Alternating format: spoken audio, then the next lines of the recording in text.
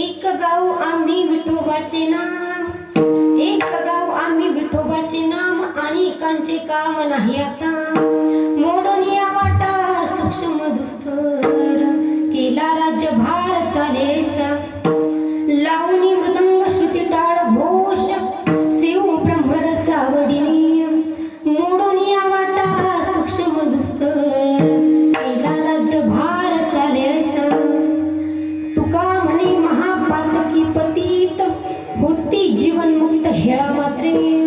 मोडून या वाटा सूक्ष्म दुस्तर, केला राज्यभार चालेसा.